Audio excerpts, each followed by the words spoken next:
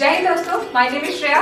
I have given various defense forces exams like FCAT, JAG and CDS and have got recommended thrice. I am here to help you all regarding SSB through this platform SSB World. If you are new here, please subscribe. Jai Hind. जय हिंद दोस्तों, welcome to the channel SSB world.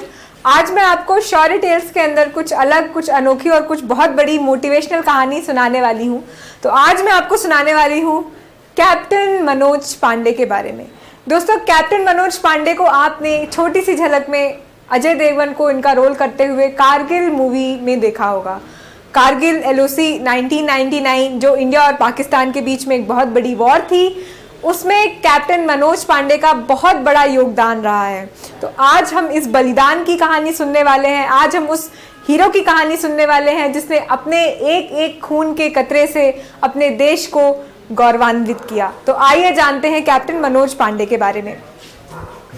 Captain Manoj Kumar Pande PVC 25 जून 1975 to 3 July 1999 was an officer of the Indian Army who was posthumously awarded Indian highest military honor, the Paramveer Chakra, for his audacious courage and leadership during the Kargil war 1999। दोस्तों, आपको एक बहुत interesting fact मैं बताना चाहती हूँ कि जब इलाहाबाद में मनोज पांडे गए थे अपना SSB देने के लिए, अपना पहला SSB, तब उनसे ऑफिसर ने यही पूछा था कि why do you want to join Indian army. तो उनका जवाब था कि sir, because I want to earn PVC, I want to earn Paramvir Chakra. और देखिए दोस्तों, किस्मत का खेल और कुछ ऐसी कॉन्स्पिरेसी हुई यूनिवर्स की कि उन्हें PVC मिला, बट अनफॉर्चुनेटली वो इस चीज़ को, वो इस गर्व को महसूस करने के लिए हमारे सामने नहीं थे, क्योंकि 1999 कारगिल वॉर में वो मार्टियर्ड थे। An officer of the 1st Battalion 11 Gorkha Rifles, he was martyred in the Battle of Jubar Top on the Khalubar Hills in Batalik sector of Kargil.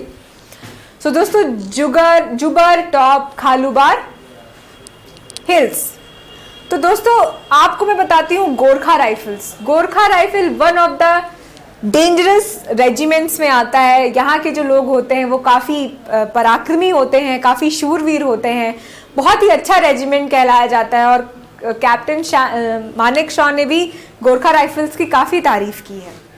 Born in the Sitapur district of Uttar Pradesh, ये basically दोस्तों उत्तर प्रदेश से थे। He was eldest in his family. He was educated at Uttar Pradesh Sainik School, Lucknow, and Lakshmi Bai Memorial Senior Secondary School. He had a keen interest in sports with boxing and bodybuilding in particular. He was adjudged as the best cadet of Junior Division NCC of Uttar Pradesh Directorate in 1990. दोस्तों, इस sentence से या इस कहानी से आप तीन चीज़ सीख सकते हो। पहली चीज़, he was very good in education, तभी उन्होंने सैनिक स्कूल लखनऊ से पढ़ाई की।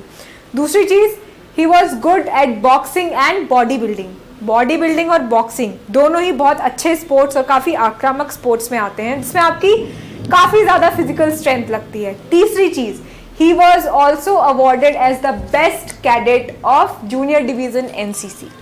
तो दोस्तों, आप देख रहे होंगे कि ऐसा लग रहा है कि हम किसी तीन अलग अलग इंडिविजुअल जो अपने अपनी फील्ड में बहुत अच्छे हैं उनकी बात कर रहे हैं, बट नहीं, ये तीनों अच्छाइयाँ किसी एक इंसान में है। तो इसीलिए दोस्तों, आर्म फोर्सेस में कहा जाता है कि आपको हर एक चीज़ को सबसे अच्छे तरीके से करना आना चाहिए, best at all of it. तो यही बात है आर्म फोर्सेस की, जो कि मनोज पांडे में भी थी। Prior to his selection during his service selection board SSB interview, the interviewer asked him why do you want to join army. ये मैंने आपको पहले ही बता दिया, because he said he want to earn PVC। The 111 Gorkha Rifles Battalion had finished a 1.5 year tenure in Siachen Glacier and was on the move of its space-time location in Pune. So दोस्तों, ये जो battalion थी, ये battalion already अपना जो task थी वो पूरा कर चुकी थी, बट जैसा मैंने आपको शेर शाह के बारे में बताया था कि उन्होंने .4875 कैप्चर करने के लिए रिक्वेस्ट की थी, इसी तरह से कैप्टन मनोज पांडे ने भी कहीं ना कहीं एक लीडरशिप क्वालिटी दिखाते हुए आगे आके इस मिशन को डील किया था। The battalion was asked to move to the Batalik sector in Kargil. It was among the first unit to be inducted into this sector. The unit commanded by Colonel Lalit Rai was assigned responsibility of the Jubar, Kukartham and Khalubar areas, and their battalion headquarters was in Yelder. तो देखो दोस्तों, आपको इनको तीन hills की जिम्मेदारियां मिली थी, कुबर, Khalubar, जुबर, Khalubar and कुकरथाम। ये 3 एरियाज को इन्हें कैप्चर करना था, जिसमें जो मनोज पांडे जी थे उन्हें मिला था जुबर। The battalion was asked to move to the battalic sector in Kargil. It was among the first unit to be inducted into these sectors, as I told you.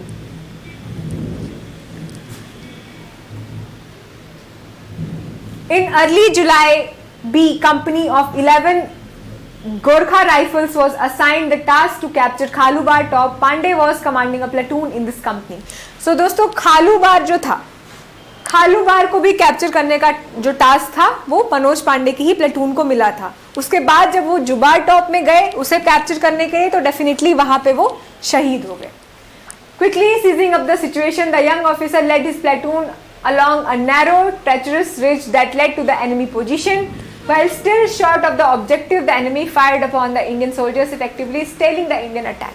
So दोस्तों, जैसा मैंने आपको बताया कि ये सारे जो टास्क थे वो किसी हिल को कैप्चर करने के थे, और ऑलरेडी जो पाकिस्तानी थे उन्होंने काफ़ी हाइटेड हिल को ऑलरेडी कैप्चर किया हुआ था। तो this was a very difficult task to capture all these hilly areas. Displaying great courage, he surged ahead of his troops and charged at the enemy with a full-throated battle cry through a hail of bullets. Fearlessly assaulting the first enemy position, he killed 2 enemy personnel and destroyed the second position by killing 2 more.